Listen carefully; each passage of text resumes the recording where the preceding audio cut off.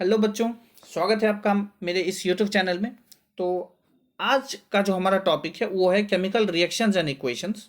ये जो आपका केमिस्ट्री का जो फर्स्ट चैप्टर है, इस चैप्टर के हम इम्पोर्टेंट 30-32 इम्पोर्टेंट क्वेश्चंस देखेंगे and from those questions we will also have a revision of the entire chapter. एक तो ऑब्जेक्टिव क्वेश्चंस इसीलिए क्योंकि आपके ऐसे वन में ऑब्जेक्टिव क्वेश्चंस इस बार आने वाले हैं, तो हम कुछ इंपॉर्टेंट क्वेश्चंस लेके चल रहे हैं यहाँ पे। चलिए शुरू करते हैं। तो सबसे फर्स्ट थिंग, पहला क्वेश्चन है the reaction H2 plus Cl2 gives 2HCl is a decomposition reaction, combination reaction, double displacement reaction और डिस्प्लेसमेंट रिएक्शन। तो देखिए क्या है यहाँ पे बच्चों, रिएक्टेंट जो है वो दो रिएक्टेंट है और दोनों रिएक्टेंट मिल के कंबाइन होकर एक ही प्रोडक्ट दे रहा है। दैट मीन्स ये किस तरह का रिएक्शन होगा बच्चों, ये रिएक्शन होगा कॉम्बिनेशन रिएक्शन। तो हमारा ऑप्शन हो जाएगा कॉम्बिनेशन रिएक्शन। चलिए नेक्स्ट क्वेश्चन अपने पास क्या है। नेक्स्ट क्वेश्चन है कि विच of the following is a decomposition reaction. Decomposition reaction यहाँ पे कौन सा होगा। तो अब पिछले क्वेश्चन में हमने कॉम्बिनेशन देखा था। कॉम्बिनेशन में क्या था कि एक से ज़्यादा रिएक्टेंट मिलके एक प्रोडक्ट फॉर्म कर ले तो कॉम्बिनेशन होता है। डीकॉम्पोजिशन बच्चों उसका ठीक उल्टा होता है। डीकॉम्पोजिशन में क्या होता है, एक ही रिएक्टेंट रहता है और वो रिएक्टेंट टूट के दो प्रोडक्ट या दो से ज़्यादा प्रोडक्ट बनाता है। तो आप यहाँ पे देखिए कि कौन ऐसा है, कौन सा डीकॉम्पोजिशन रिएक्शन, मतलब रिएक्टेंट एक हो और प्रोडक्ट एक से ज़्यादा हो। यहाँ पे देखिए कितने रिएक्टेंट, दो रिएक्टेंट, तो ये तो नहीं हुआ, ये खत्म। दूसरा यहाँ पे कितना है बच्चों, एक रिएक्टेंट है और प्रोडक्ट भी तो एक ही है, तो ये टूटा कहाँ, तो ये भी नहीं होगा बच्चों, ये भी ऑप्शन गलत। चलिए अगले ऑप्शन पे चलते। यहाँ पे एक ही रिएक्टेंट है और ये टूट के दो अलग अलग प्रोडक्ट फॉर्म हो गया, तो ये अपना सही ऑप्शन हो जाएगा। वैसे सही ऑप्शन मिल जाने के बाद भी अगला ऑप्शन देख ही लेना चाहिए। तो यहाँ पे क्या हो रहा है कि दो रिएक्टेंट है और दोनों मिल के एक प्रोडक्ट फॉर्म कर रहा है, तो ये तो खैर कॉम्बिनेशन रिएक्शन का एग्जाम्पल है। तो कॉम्बिनेशन रिएक्शन तो आपको पता है। खैर तो अपना सही ऑप्शन क्या हो गया बच्चों, ऑप्शन नंबर 3। ऑप्शन नंबर 3 सही हो गया। चलिए नेक्स्ट क्वेश्चन पे चलते हैं अब हम लोग। विच of the following is a displacement reaction. तो डिस्प्लेसमेंट रिएक्शन का एग्जांपल कौन सा है। देखिए ये एग्जांपल अभी अभी आप बताइए, ये अब कौन से रिएक्शन का एग्जांपल है बच्चों, ये कौन सा रिएक्शन है। एक रिएक्टेंट है और देखिए इसके दो प्रोडक्ट हो गए, तो ये जो एक रिएक्टेंट है और एक से ज़्यादा प्रोडक्ट है, मतलब ये तो डीकॉम्पोजिशन रिएक्शन का एग्जाम्पल है, तो ये तो डिस्प्लेसमेंट नहीं है। चलिए आगे देखिए, ये वाला रिएक्शन अब सोचिए किसका एग्जांपल है। कैल्शियम ऑक्साइड के साथ है और हाइड्रोजन जो है वो क्लोरीन के साथ है। अब क्या हुआ यहाँ पे कि कैल्शियम जो है वो क्लोरीन के साथ चला गया। देखिए कैल्शियम यहाँ पे ऑक्सीजन के साथ था, अभी यही कैल्शियम अभी यहाँ पे क्लोरीन के साथ चला गया इस जगह पे। और क्या हुआ कि हाइड्रोजन यहाँ पे कैल्शियम का जो यहाँ पार्टनर ऑक्सीजन था उसके साथ चला गया। तो क्या हुआ कि यहाँ पे दोनों ही मेटल्स ने अपने अपने पार्टनर्स को एक्सचेंज किया है। दोनों मेटल नहीं बोलना चाहिए क्योंकि हाइड्रोजन मेटल नहीं है। तो यहाँ पे क्या हुआ है कि दोनों ही पॉजिटिव इलेक्ट्रोपॉजिटिव एलिमेंट्स ने अपने अपने पार्टनर्स को एक्सचेंज किया है, तो ये तो डबल डिस्प्लेसमेंट हो गया ना। ये जो है डबल डिस्प्लेसमेंट का एग्जांपल है, जहाँ पे दोनों का पार्टनर एक्सचेंज हो जाए तो आप समझ जाएं कि डबल डिस्प्लेसमेंट है। अच्छा अब ये वाला एग्जांपल, ये वाला जो ऑप्शन है इसको देखा जाए, आयरन और यहाँ पे कॉपर सल्फेट। क्या हुआ उसके बाद, यहाँ पे आयरन के साथ सल्फेट आ गया और कॉपर अकेला हो गया। तो इसका मतलब यह है कि आयरन ने क्या किया है, कॉपर सल्फेट में से सल्फेट को डिस्प्लेस कर दिया है, सल्फेट को अपने पास बुला लिया यहाँ से और कॉपर को अकेला कर दिया। दैट मीन्स ये ही है डिस्प्लेसमेंट रिएक्शन। यहाँ पे क्या हुआ, सल्फेट का डिस्प्लेसमेंट हुआ, कॉपर से निकल के ये आयरन के पास चला गया। तो अपना सही ऑप्शन तो यही होगा। अच्छा जरा ये ऑप्शन भी आप देख ले, ये आप बताएं कमेंट सेक्शन में, आप कमेंट करके जरूर बताएं कि ये जो एग्जांपल है ये किस किस रिएक्शन का एग्जांपल है। ठीक है, मैं आपका कमेंट सेक्शन में देखूंगा, सबका जवाब देखूंगा मैं। चलिए नेक्स्ट क्वेश्चन पे चलते हैं। विच of the following is a redox reaction. Redox reaction क्या होता है बच्चों, देखिए एक तो ऑक्सीडेशन रिएक्शन होता है, एक होता है रिडक्शन रिएक्शन, और ये दोनों रिएक्शन साइमल्टेनियसली ही अगर करते हैं, एक साथ अगर करते हैं, तो इन केसेस को जिसमें ऑक्सीडेशन और रिडक्शन दोनों साथ में हो रहे होते हैं उसको रेडॉक्स कहते हैं, और दोनों साथ में हमेशा ही होते हैं। चलिए तो मैं फिर से अब सारे एग्जांपल्स को देखूंगा और आपका रिवीजन भी होगा। देखिए बताइए ये किस चीज़ का एग्जांपल है, ये किस रिएक्शन का एग्जांपल है बच्चों। एक रिएक्टेंट और दो प्रोडक्ट, मतलब ये रिएक्टेंट टूटा और दो प्रोडक्ट बना, ये रिएक्टेंट डिकम्पोज हुआ और दो प्रोडक्ट बना, इसका मतलब ये है डिकम्पोजिशन रिएक्शन। अब ये बताइए किसका रिएक्शन, किस रिएक्शन का एग्जांपल है? दो रिएक्टेंट और मिलके एक ही प्रोडक्ट फॉर्म कर रहा है, मतलब दोनों हाइड्रोजन और क्लोरीन कंबाइन हो गए, यहाँ पे हाइड्रोजन क्लोराइड फॉर्म कर लिया, यानी हाइड्रोक्लोरिक एसिड फॉर्म कर लिया। तो ये है कॉम्बिनेशन रिएक्शन का बच्चों एग्जाम्पल, ये है कॉम्बिनेशन रिएक्शन का। ठीक है, चलिए देखिए यहाँ पे क्या हुआ है, कैल्शियम और ऑक्सीजन, ये तो पिछले भी एग्जांपल में आ गया था बच्चों, पिछले भी एग्जांपल में ये था। यहाँ पे क्या हुआ है, कैल्शियम क्लोराइड के साथ चला गया है और और हाइड्रोजन ऑक्सीजन के साथ चला गया है, तो ये तो डबल डिस्प्लेसमेंट रिएक्शन का है। और ये देखिए बच्चों क्या है, कैल्शियम हाइड्रोक्साइड, यहाँ पे अभी डबल डिस्प्लेसमेंट ही हुआ है, लेकिन अभी हमको ये नहीं देखना, अभी हमको क्या देखना है कि रिडक्शन और ऑक्सीडेशन किस में हुआ है। तो अब देखिए रिडक्शन ऑक्सीडेशन किस में हुआ है, जिसमें ऑक्सीजन का ट्रांसफर हो या फिर किसी नेगेटिव इलेक्ट्रोनेगेटिव एलिमेंट का ट्रांसफर हो। तो देखिए आप इस रिएक्शन को जरा गौर से देखिए, इस रिएक्शन में क्या है कि हाइड्रोजन यहाँ पे अकेला था, क्लोरीन यहाँ पे अकेला था, और क्या हुआ कि हाइड्रोजन और क्लोरीन जुड़ गए, तो हम ये कह सकते हैं कि हाइड्रोजन के साथ, इस हाइड्रोजन के साथ क्या हुआ है, एक इलेक्ट्रोनेगेटिव एलिमेंट आके जुड़ा, मतलब हाइड्रोजन का क्या हुआ, ऑक्सीडेशन हो गया है। सिमिलरली क्लोरीन, क्लोरीन यहाँ पे अकेला था और अब क्लोरीन का क्या हुआ है, क्लोरीन के साथ हाइड्रोजन जुड़ गया, और हाइड्रोजन तो इलेक्ट्रोपॉजिटिव होता है, तो इलेक्ट्रोपॉजिटिव एलिमेंट का जुड़ना रिडक्शन कहलाता है। तो ऑक्सीडेशन भी हुआ है और रिडक्शन भी हुआ है, और किसका ऑक्सीडेशन किसका रिडक्शन हुआ है वो तो आप समझ ही गए हैं। तो इस तरह से ये जो रिएक्शन है ये हो गया रेडॉक्स रिएक्शन का। अब सोचिए ये रेडॉक्स रिएक्शन क्यों नहीं है, ये रेडॉक्स रिएक्शन क्यों नहीं है, क्योंकि जाहिर सा है कि यहाँ पे ऑक्सीजन का डायरेक्टली कोई ट्रांसफर नहीं हुआ है दोनों जगह पे, यहाँ भी ऑक्सीजन, यहाँ भी ऑक्सीजन, यहाँ भी ऑक्सीजन, तो फिर दोनों जगह पे ऑक्सीजन है, तो यहाँ पे आप कर नहीं पाएंगे। ठीक है बच्चों। अब देखिए, अब आप सोचेंगे कि इस रिएक्शन को हम रेडॉक्स बोल सकते हैं क्या? तो देखिए इस रिएक्शन को आप रेडॉक्स नहीं बोल पाएंगे, कारण क्या है कि यहाँ पे कैल्शियम के साथ ऑक्सीजन था, यहाँ पे कैल्शियम के साथ क्लोरीन है, तो पहले भी एक इलेक्ट्रोनेगेटिव एलिमेंट ही था, अभी भी एक इलेक्ट्रोनेगेटिव एलिमेंट ही है। तो यहाँ पे कैल्शियम इलेक्ट्रोनेगेटिव एलिमेंट के साथ, और अभी भी अगर इलेक्ट्रोनेगेटिव है, तो हम ये नहीं कह पाएंगे कि यहाँ पे कैल्शियम का ऑक्सीडेशन हुआ है या रिडक्शन हुआ है। चलिए आगे अगले क्वेश्चन पे चलते हैं। तो अगला क्वेश्चन है कि डबल डिस्प्लेसमेंट रिएक्शन का कौन सा एग्जांपल है? तो जैसा कि हमने प्रीवियस क्वेश्चंस में डिस्कस कर लिया है, जहाँ पे पार्टनर्स एक्सचेंज हो जाए, तो देखिए यहाँ पे पहला ऑप्शन है, सिल्वर के साथ नाइट्रेट है और सोडियम के साथ क्लोराइड है। अब यहाँ पे क्या हुआ, सिल्वर के साथ क्लोराइड हो गया और सोडियम के साथ नाइट्रेट हो गया, मतलब ये तो है डबल डिस्प्लेसमेंट रिएक्शन का एग्जाम्पल। देखिए क्या ये भी है क्या, बेरियम के साथ क्लोराइड है और कॉपर के साथ सल्फेट है, यहाँ पे बेरियम के साथ सल्फेट हो गया और कॉपर के साथ क्लोराइड हो गया, तो बिल्कुल ऐसा हुआ, तो ये और ये दोनों ऑप्शन सही है। चलिए अब देखते हैं, यहाँ कॉपर के साथ सल्फेट है और यहाँ हाइड्रोजन के साथ सल्फाइड है, यहाँ कॉपर के साथ सल्फाइड हो गया और हाइड्रोजन के साथ सल्फेट चला गया, मतलब ये भी है, मतलब तीनों है, तो एक ऑप्शन ऑल दी अबव है, तो हम इसमें टिक कर देंगे ऑल दी अबव। ठीक है बच्चों, चलिए नेक्स्ट क्वेश्चन पे चलते हैं। अच्छा, carbon dioxide reacts with carbon to form carbon monoxide, ये किसका एग्जांपल है? तो यहाँ पे डायरेक्टली आपको केमिकल इक्वेशन नहीं लिख के दिया है, आपको केमिकल रिएक्शन के बारे में कुछ बता दिया, अब आपको बताना है कि ये किस टाइप का एग्जांपल है।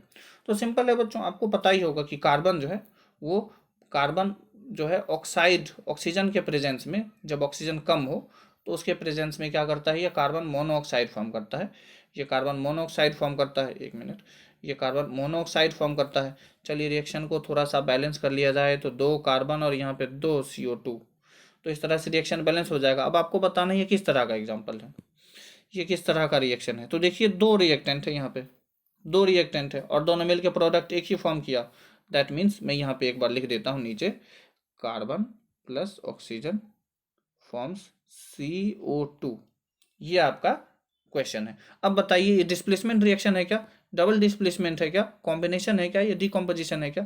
तो देखिए रिएक्टेंट दो है और दोनों कंबाइन होकर के एक ही प्रोडक्ट फॉर्म कर रहा है, दैट मीन्स ये कॉम्बिनेशन रिएक्शन है, सिंपल। चलिए आगे चलते हैं।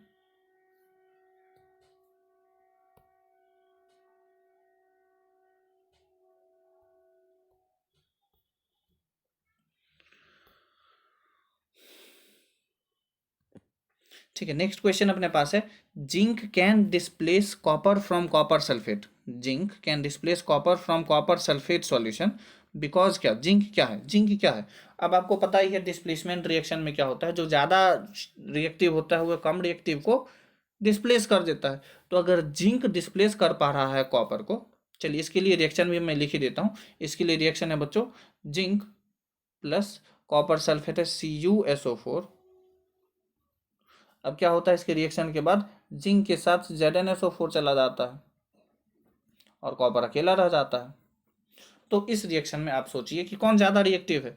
जिंक देखिए अकेला था बच्चों, एक मिनट कलर चेंज कर लेता हूं मैं।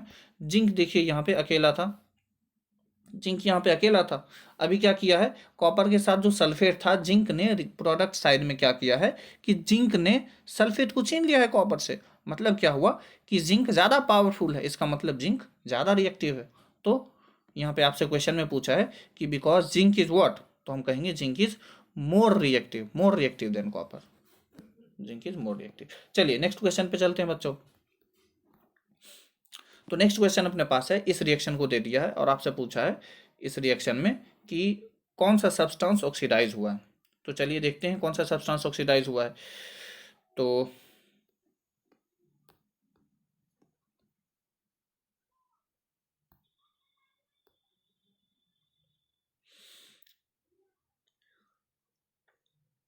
बच्चों देखिए इस रिएक्शन में क्या हुआ, यहाँ पे जिंक यहाँ पे अकेला था।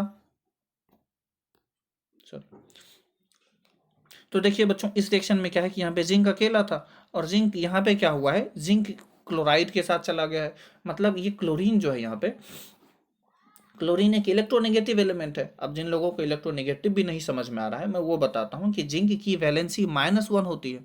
तो जिसकी भी वैलेंसी -1 है वो एक इलेक्ट्रोनेगेटिव एलिमेंट है, या -2 है, मतलब माइनस में है वैलेंसी जिसकी, वो इलेक्ट्रोनेगेटिव है, और जिसकी भी वैलेंसी प्लस में है वो इलेक्ट्रोपॉजिटिव है। तो बच्चों जिंक यहाँ पे एक इलेक्ट्रोनेगेटिव एलिमेंट यानी क्लोरीन के साथ गया है। तो जिंक अगर क्लोरीन के साथ गया है तो इसका मतलब जिंक ऑक्सीडाइज हुआ है। इलेक्ट्रोनेगेटिव एलिमेंट से जुड़ना ही ऑक्सीडेशन होता है, ये आपको बताया गया है। इलेक्ट्रोनेगेटिव एलिमेंट के साथ जुड़ना ही ऑक्सीडेशन होता है बच्चों। तो जिंक का यहाँ पे क्या हुआ है, ऑक्सीडेशन हुआ है। और आपसे क्वेश्चन क्या पूछा है कि कौन सा सब्सटेंस ऑक्सीडाइज हुआ, तो जिंक ही ऑक्सीडाइज हुआ। अच्छा एक बात और ध्यान रखें कि जो भी सब्सटेंस ऑक्सीडाइज्ड है या सब्सटेंस रिड्यूस्ड है या ऑक्सीडाइजिंग एजेंट है या रिड्यूसिंग एजेंट है, उसका ऑप्शन दोनों रिएक्टेंट में से ही कोई होगा सही। तो जिंक और HCl इन दोनों में से ही कोई एक सही जवाब है, आपको ये पता होना चाहिए। ये दोनों तो ऐसे ही गलत है, ये दोनों तो ऐसे ही गलत है, ठीक है। तो इन दोनों में से ही कोई होगा, तो आपका तो मतलब 50-50 लाइफ लाइन अभी यूज हो गया है, समझिए। तो इन दोनों में से कोई एक चुनना था, तो आप अपनी समझदारी से चुन सकते हैं। चलिए हम लोग नेक्स्ट क्वेश्चन पे चलते हैं, इसका सही जवाब होगा जिंक। चलिए नेक्स्ट क्वेश्चन पे चलते हैं। तो नेक्स्ट क्वेश्चन है अपना BaCl2। ये वाला रिएक्शन है। आपको क्या पूछा है कि ये किसका एग्जांपल है। तो अब देखिए अब कौन किस टाइप का ये रिएक्शन है बच्चों। बेरियम यहाँ पे क्लोरीन के साथ है और हाइड्रोजन यहाँ पर सल्फेट के साथ है। अब देखिए रिएक्शन के बाद क्या हुआ कि बेरियम जो है सल्फेट के साथ चला गया, जो इसका पार्टनर था पहले हाइड्रोजन के साथ था सल्फेट, अभी बेरियम के साथ सल्फेट चला गया। और हाइड्रोजन किसके साथ चला गया, क्लोरीन के साथ। तो इसका मतलब क्या हुआ, दोनों ने अपने पार्टनर्स को एक्सचेंज किया। अब पार्टनर एक्सचेंज किया मतलब डबल डिस्प्लेसमेंट रिएक्शन। चलिए नेक्स्ट क्वेश्चन पे हम लोग चलते हैं। तो नेक्स्ट क्वेश्चन है, ये वाला रिएक्शन दे दिया आपको। इस रिएक्शन में आपसे पूछा है कि रिड्यूसिंग एजेंट कौन सा है। तो मैं एक बार आपको फिर से कंसेप्ट रिवाइज करवा रहा हूँ। देखिए आप ये तो पता कर ही सकते हैं कि सब्सटेंस ऑक्सीडाइज्ड क्या है, किस सब्सटेंस का ऑक्सीडेशन हुआ है। सब्सटेंस ऑक्सीडाइज्ड तो आप पता कर ही सकते हैं। सिमिलरली आप सब्सटेंस रिड्यूस्ड भी पता कर सकते हैं, किस रिएक्शन का किस सब्सटेंस का रिडक्शन हुआ ये पता कर ही सकते हैं। अब मैं आपको ये बता देता हूँ कि जो सब्सटेंस ऑक्सीडाइज हुआ है ना, वो काम करेगा रिड्यूसिंग एजेंट की तरह। वो सब्सटेंस काम करेगा रिड्यूसिंग एजेंट की तरह। जो खुद ऑक्सीडाइज होगा वो रिड्यूसिंग एजेंट की तरह काम करेगा, और जो सब्सटेंस खुद रिड्यूस होगा वो ऑक्सीडाइजिंग एजेंट की तरह काम करेगा। कन्फ्यूजन क्लियर कीजिए। जो सब्सटेंस रिड्यूस होगा वो ऑक्सीडाइजिंग एजेंट की तरह काम करेगा, और जो सब्सटेंस ऑक्सीडाइज होगा वो रिड्यूसिंग एजेंट की तरह काम करेगा। तो चलिए अब क्वेश्चन देखते हैं। आपसे पूछा है रिड्यूसिंग एजेंट। अब रिड्यूसिंग एजेंट वो होगा जो खुद ऑक्सीडाइज होगा। तो हमको ये पता कर लेना है यहाँ पे कि ऑक्सीडाइज कौन हुआ है, कौन ऑक्सीडाइज हुआ है इस पूरे रिएक्शन में। तो आप यहाँ पे देखिए कॉपर ऑक्सीजन के साथ था, यहाँ पे अकेला हो गया, मतलब ऑक्सीजन इसका निकल गया। इलेक्ट्रोनेगेटिव एलिमेंट अगर कम हुआ है तो इसका मतलब इसका हुआ है रिडक्शन। रिडक्शन। और हाइड्रोजन यहाँ पे था, हाइड्रोजन अभी चला गया है ऑक्सीजन के साथ, मतलब इलेक्ट्रोनेगेटिव एलिमेंट इसमें जुड़ गया है, और इलेक्ट्रोनेगेटिव जुड़ा है तो इसका मतलब इसका हुआ है ऑक्सीडेशन। तो जिसका ऑक्सीडेशन वही होगा रिड्यूसिंग एजेंट। तो रिड्यूसिंग एजेंट यहाँ पे कौन होगा बच्चों? H2। और फिर से प्रीवियस जो क्वेश्चन से हमने सीखा वो 1 मिनट के लिए याद कीजिए कि चाहे सब्सटेंस ऑक्सीडाइज्ड हो, चाहे सब्सटेंस रिड्यूस्ड हो, चाहे आपसे पूछे ऑक्सीडाइजिंग एजेंट, चाहे आपसे पूछे रिड्यूसिंग एजेंट, हर केस में आपका इन्हीं दोनों में से कोई एक ऑप्शन सही होगा, मतलब रिएक्टेंट साइड का ही ऑप्शन सही होगा। तो आपका तो 2 ऑप्शन ही बचा, बाकी 2 ऑप्शन तो ऐसे ही गलत हो गया। तो यहाँ से 50-50 लाइफ लाइन आप यूज कीजिए, केबीसी खेलिए। चलिए अगले क्वेश्चन पे चलते हैं। अगला क्वेश्चन क्या है बच्चों? Which of the following acts as a reducing agent? कौन रिड्यूसिंग एजेंट की तरह बिहेव करता है?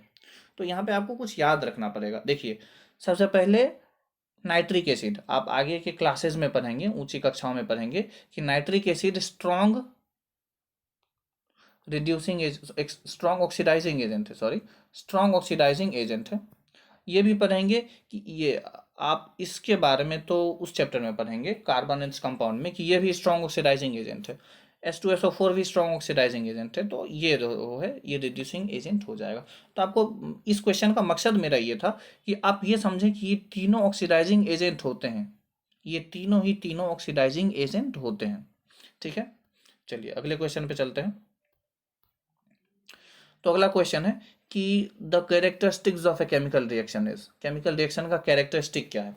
तो क्या क्या चीज़ें केमिकल रिएक्शन में होती है? क्या स्टेट में चेंज हो सकता है? क्या स्टेट में चेंज हो सकता है? क्या हाँ बिल्कुल हो सकता है, स्टेट में भी चेंज हो सकता है, कलर में भी चेंज हो सकता है, बिल्कुल हो सकता है। चेंज इन कलर का भी एग्जांपल आपको पता होगा कुछ। इवोल्यूशन ऑफ गैस भी हो सकता है, जब आप किसी एसिड को किसी मेटल के साथ रिएक्ट करवाते हैं तो हाइड्रोजन गैस इवॉल्व होता है ना बच्चों, तो इवोल्यूशन ऑफ गैस भी हो सकता है। तो हम यहाँ पे कहेंगे all the above.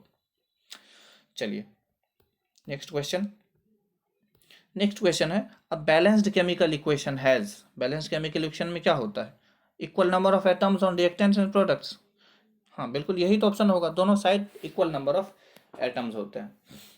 Different number तो नहीं होता है तो ये गलत हो जाएगा। मे भी इक्वल, क्या होना ही चाहिए, नन ऑफ दीज तो नहीं होगा, तो ए नंबर ऑप्शन आपका सही है। चलिए next question. Matter can neither be created nor be destroyed in a chemical reaction.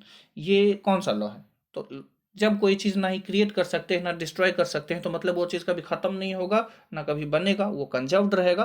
तो सारे इस तरह के जो स्टेटमेंट्स हैं वो लॉ ऑफ कंजर्वेशन है। और जो फर्स्ट थिंग है वही उसी चीज़ का लॉ है, मतलब पहला मैटर है तो law of conservation of matter का है या law of conservation of mass का है।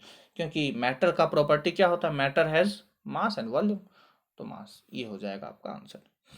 चलिए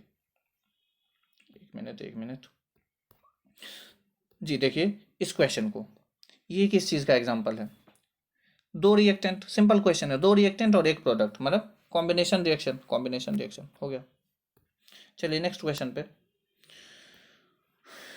which compound is use for white washing, white washing के लिए हम किस चीज़ का इस्तेमाल करते हैं? तो देखिए वाइट वॉशिंग का तो वैसे इंपॉर्टेंट है, आपको याद रखना है कि वाइट वॉशिंग के लिए हम चूना इस्तेमाल करते हैं, चूना। ठीक है, लाइम इसको बोलते हैं आप इंग्लिश में, लाइम। अब लाइम क्या होता है बच्चों? लाइम होता है कैल्शियम ऑक्साइड। अब इसको जब आप पानी में मिलाते हैं और फिर आप दीवार पे रंगते हैं, तो जब जैसे ही हम इसमें पानी में मिलाते हैं ये क्या फॉर्म कर लेता है बच्चों? कॉम्बिनेशन रिएक्शन के कारण calcium hydroxide CaOH whole twice, और इसी चीज़ को आप दीवार पे लगा देते हैं। तो आपको अच्छे से ध्यान रखना है कि CaOH होल ट्वाइस ही वाइट वॉशिंग के लिए है। और आप ध्यान रखें कि ये जो क्वेश्चन है, इस टाइप का क्वेश्चन CBSE बोर्ड के क्लास 10th में सबसे ज़्यादा बार पूछे गए हैं, वाइट वॉशिंग वाले। तो आप इसको अच्छे से नोट कर लें कि कैल्शियम हाइड्रोक्साइड वाइट वॉशिंग के लिए इस्तेमाल में लाया जाता है। अच्छा, ये कैल्शियम हाइड्रोक्साइड का एक और रिएक्शन है जो कि यह है कि कैल्शियम हाइड्रोक्साइड का अगर हम कार्बन डाइऑक्साइड के साथ रिएक्शन करें तो क्या बनेगा? तो ये बनता है बच्चों कैल्शियम बाइकार्बोनेट, ये बनाता है बच्चों कैल्शियम बाइकार्बोनेट। चलिए नेक्स्ट क्वेश्चन पे चलते हैं। तो नेक्स्ट क्वेश्चन है बच्चों, ये देखिए आप इसको पहचानते हैं क्या? ये कौन सा सब्सटेंस है? C6H12O6 जी, ये है ग्लूकोज, बिल्कुल सही, ये है ग्लूकोज।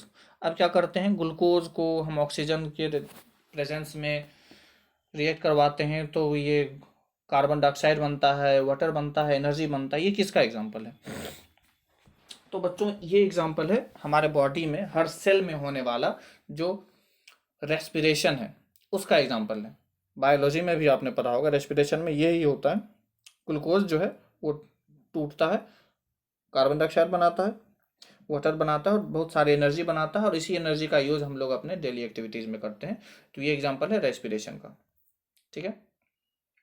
अच्छा, एक और पूछ सकता है आपसे यहाँ पे कि बताइए ये रिएक्शन एक्सोथर्मिक है या एंडोथर्मिक है? एक्सोथर्मिक है या एंडोथर्मिक है? तो आपका एग्जाम्पल, आपका आंसर क्या होगा?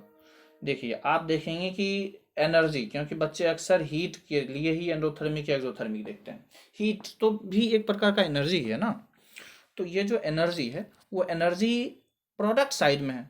तो अगर एनर्जी प्रोडक्ट साइड में है मतलब एनर्जी फॉर्म हुआ है रिएक्शन के कारण, और अगर एनर्जी रिएक्शन के कारण फॉर्म हुआ है तो मतलब एनर्जी फॉर्म होने से मतलब हो जाता है कि वो एक्सोथर्मिक है। और एनर्जी अगर इस साइड रहता, अगर रिएक्टेंट साइड एनर्जी रहता तो फिर वो एग्जाम्पल हो जाता है एंडोथर्मिक का। चलिए next question. When A decomposition reaction is carried out on heating, तो उस तरह के रिएक्शन को हम क्या कहते हैं? देखिए अब मैं आपको कुछ और चीज़ें रिवाइज करवा देता हूँ। डीकॉम्पोजिशन रिएक्शन किस किस तरह से हम कर सकते हैं? एक तो हम कर सकते हैं हीट करके। जब आप हीट करके डीकॉम्पोजिशन रिएक्शन करेंगे तो उसको कहा जाएगा, हीट के लिए वर्ड होता है थर्मल, तो उसको थर्मल डिकम्पोजिशन कहा जाएगा। फिर आप कर सकते हैं लाइट के प्रेजेंस में डिकम्पोजिशन। जब आप लाइट के प्रेजेंस में डिकम्पोजिशन कहेंगे तो लाइट के लिए वर्ड होता है, लाइट के लिए वर्ड होता है क्या, एक minute, photo, photo chemical decomposition. और तीसरा, अगर आप करवाते हैं इलेक्ट्रिसिटी के प्रेजेंस में, तो इलेक्ट्रिसिटी पास करा के अगर आप करवाते हैं तो इस तरह के डिकम्पोजिशन को कहा जाता है इलेक्ट्रोलाइसिस। ये तो आपको बचपन से ही पता होगा। चलिए, तो ये इलेक्ट्रोलाइसिस होता है। अच्छा, अब क्वेश्चन है कि हीट के प्रेजेंस में, तो हीट के प्रेजेंस में अगर हम करवाएंगे तो उसको किस तरह का डिकम्पोजिशन कहेंगे बच्चों? थर्मल डिकम्पोजिशन कहेंगे। तो ये आपका डी ऑप्शन हो जाएगा। चलिए नेक्स्ट क्वेश्चन पे चलते हैं। During the electrolysis of water the amount of gas evolve double is, कौन सा गैस डबल अमाउंट में इवॉल्व होता है? तो देखिए मैं आपको इलेक्ट्रोलाइसिस ऑफ वाटर का रिएक्शन लिखता हूँ। देखिए जब हम वाटर को लेंगे, H2O को लेंगे, H2O, जब हम इसका इलेक्ट्रोलाइसिस करवाएंगे तो एक तो हाइड्रोजन निकलेगा और एक ऑक्सीजन निकलेगा। रिएक्शन को बैलेंस कीजिए आप, रिएक्शन को बैलेंस करते हैं, रिएक्शन को इस तरह से बैलेंस किया जाता है। अब देखिए जो दो गैस निकला वो कौन डबल, कौन ज़्यादा निकलेगा? हाइड्रोजन, देखिए हाइड्रोजन के सामने दो है और ऑक्सीजन के सामने कुछ नहीं मतलब एक है। तो हाइड्रोजन जब तक एक वॉल्यूम हाइड्रोजन का निकलेगा तब तक ऑक्सीजन का, सॉरी, जब तक ऑक्सीजन का एक वॉल्यूम निकलेगा तब तक हाइड्रोजन का दो वॉल्यूम निकल जाएगा। तो यही पूछा है आपसे कि कौन डबल निकलेगा, तो हाइड्रोजन डबल निकलेगा ऑक्सीजन के कंपेयर। हाइड्रोजन जब तक, ऑक्सीजन जब तक 1 लीटर इवॉल्व होगा तब तक हाइड्रोजन 2 लीटर इवॉल्व हो जाएगा। चलिए नेक्स्ट क्वेश्चन पे। विच of the following salt turns grey in the presence of sunlight? तो कुल मिलाकर के पिछले 3 क्वेश्चन में हम डिकम्पोजिशन रिएक्शन के ही 3 अलग अलग टाइप देख चुके हैं। ये है थर्मल सॉरी, ये है एक फोटोकेमिकल डिकम्पोजिशन। इसमें आपसे पूछा है कि कौन सा सॉल्ट है जो ग्रीन हो जाएगा लाइट के प्रेजेंस में। तो आप इससे ये समझते हैं कि लाइट में कौन रिएक्ट करता है। तो लाइट में बच्चों कौन रिएक्ट करता है? लाइट में रिएक्ट करता है जो सिल्वर के कंपाउंड्स हैं, सिल्वर के जो कंपाउंड है वो सब लाइट में अक्सर रिएक्ट करते हैं। तो आप देखिए यहाँ पे सिल्वर का कौन सा होगा? सिल्वर क्लोराइड हो जाएगा बच्चों, सिल्वर क्लोराइड। ठीक है, चलिए नेक्स्ट क्वेश्चन पे चलते हैं। The reaction which is a precipitate, the reaction in which a precipitate is formed, किस रिएक्शन में प्रिसिपिटेट फॉर्म होता है उसको क्या बोलते हैं? उसको बोलते हैं प्रिसिपिटेशन रिएक्शन, नाम से ही क्लियर है। चलिए नेक्स्ट क्वेश्चन।